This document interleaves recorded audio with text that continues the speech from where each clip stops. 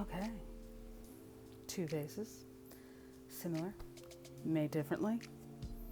Let's have at this. Making a curvy vase.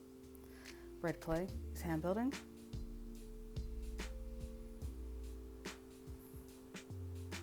Dark brown clay, wheel thrown and altar. Look at that bottom. So I threw it straight down to the wheel. Okay, prepare your slab if you're going to hand build. All different directions. Compress it, make it nice, but not too thin. Ooh, we'll fix that later. Size of your vase is just the size that you want. You decide, but I do like to start with straight edges. See, I roll it right over and go, how big do I want this? And then I'm going to mark it and cut it. Texture tools. These are store-bought, but I also have stamps that I made myself. You can even make your own rollers and bisque them. You know, how unique and different and only you do you want it. Up to you. Okay, there's a slab. Now, boom. Here's our throne piece. We need it oval. So it's thrown, has been sitting, so it's still soft but not hard. Look at that slopey goodness on the inside. We're gonna use it to our advantage. Once again, I'm using water and a toothbrush to score and get slippy. I put it on. Boom. Oh, no, take it off. Now I know where the marks are and where I should be slipping for that. Once again, this is just the slab that I prepared. Make sure you go in all directions. Compress it, not too thin.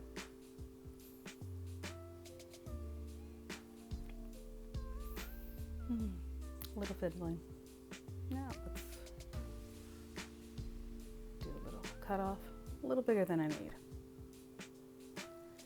Okay, now we're gonna go back to the handmade. I like to thin out one side and then I'm gonna slip and score. I always go for an overlap. This also tends to work pretty well. Notice how I'm holding my slab. It is not too thin, but it is pretty wet because if you texture something and then work really thin or really dry, it can crack and break. So kind of experiment. Really shouldn't do this. But if you do walk away from your piece, if it's thin, it will collapse. Keep that in mind. Notice I'm supporting as I'm rolling down. I don't want to lose. That's really because I remembered to turn the light on. I don't want to lose the texture on the outside. Now I'm going in there and I'm smoothing the inside. I'm getting rid of that seam. And you notice since I don't have the bottom on, I can just flip it over. It's really about learning how gentle to be so that you don't smush and get rid of the inside. Oh, you can see I did pretty good. You can't see it. And once again, you know, I did the bottom of my pot and now I'm doing the bottom of my slab there. And you notice there's a little slab left over from the other parts. Now, making it a little bit bigger because I'm going to roll it over. Yeah, I'd like to do a gentle kind of help get it on. But once again, make sure you don't disfigure. The gentle paddle. So this one, I roll over the other edge for the texture piece, but this one, we want to go kind of, you know, make it all look like one. But we still want to make sure that is on really nice. So notice I'm slapping it, but actually on an angle and pushing that down and rolling it over. If I wanted this to look like the pieces, you know, were just on and not one, I'd leave it like this. But for this one, I'm kind of getting in there, helping to get those two pieces together. I'm going to cut some extra bits off because it's a little thick. Okay. And then I can smooth this out so it just all looks like one.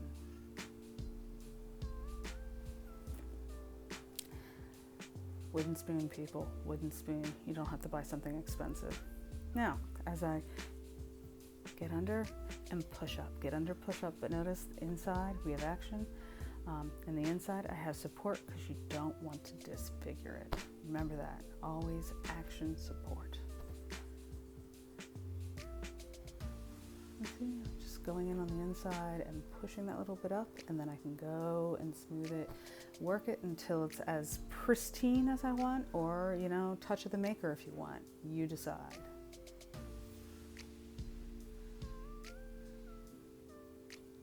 For all the different tools I have, my fingers are probably the ones I use most. Now this one, I don't have to add coils on the inside because it's got that extra slopey bit, but I am going to make sure that's pressed down and really connected. So notice the bottom, I just rolled it over and left it there. I'm really going for a lot of, like, you see how it's made. So I left the seam in the front. I didn't try to like connect them dead on, and you know, that's just the choice I made for this one. Now this, I'm making an edge for the top because I feel that would be fun. Roll it out. You can make this thin. A little bit of, look, measuring on the fly. But you do kind of want to make it thin so you can work it out. Make sure that it is a fresh piece of clay. You can, like the bottom, not put a texture on it, but I kind of thought, why not? I have tools. Lots and lots of tools. So let's open. Slip and score. And then it's you got to be careful. You don't want to put too much pressure, and since this is kind of a decorative element and not a hold it all together element, I let the outside just roll over, but I will connect the inside really well. Also, coils down the bottom to make sure that your wall and floor stay together well. Okay, nice roll over. Let's go into making this curvy. I make 2 marks, and I'm going to make an oval dart, much like in dressmaking. And I'm going in and cutting it on an angle.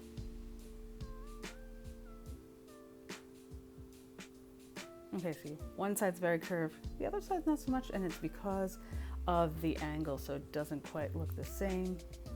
But if you notice, the piece was kind of angled. So slip it up. It's about being gentle as you bring it together because you don't want to ruin your outside texture. So for this, it's going to be about connecting the inside. Real quick, do the one on the bottom. You can do 2 on the top. You can just do 2 big ones. You can, you know, have at it. You can do a V on the top. Experiment with the darts so you can see how the different shapes of the darts create different shapes in your pot so that you can make completely uniquely you pots, because that's what this is about. I'm not making this pot, making a pot that speaks to you. Okay, so I took the extra bit that I have cut out, flattened it out kind of thin, slipped it up. I'm going to use it on the inside because since I don't want to destroy the outside texture, I'm going to really make sure the inside is very attached and wonderfully well, keeping my hand on the outside for gentle support. And it just takes time to work it all in there. Now, I did decide to kind of roll over with some texture because why not? Ooh, look. Okay, now we're back to the darker wheel throne. I've done the same thing, but because I can smooth it all out as much as I want, I've gone and done that. So you know, I still have the bit on the inside, but notice how I could smooth it all out. Notice how the bottom is all smoothed. Work it all out. Let's get these sexy little handles on. I'm throwing off, so I attach it, and then I start working it. Notice I'm working the bottom first, getting that going, and then moving further and further up. That's the kind of key when you're throwing a handle off a pot, is get the bottom going and then the top, and then that way you'll have a nice shape and you won't have issues of you working up the top, creating a divot, and the next thing you know, your handle bit's falling apart. So I did the first one. So these are wet.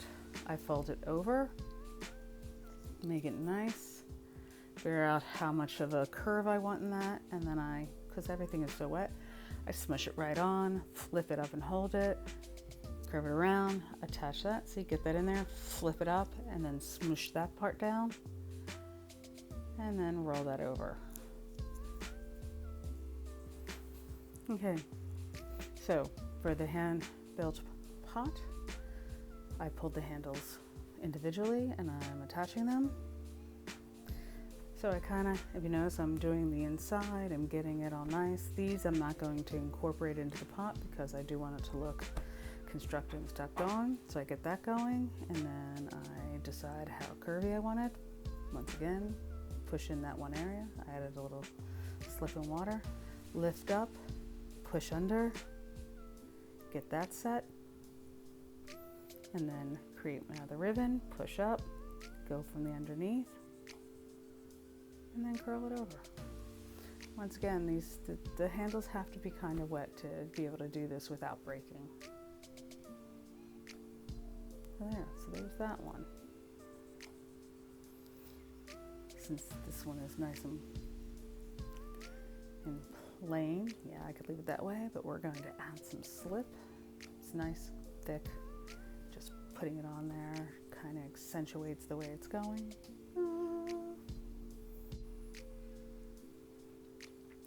See, I added some buttons after the fact because I can.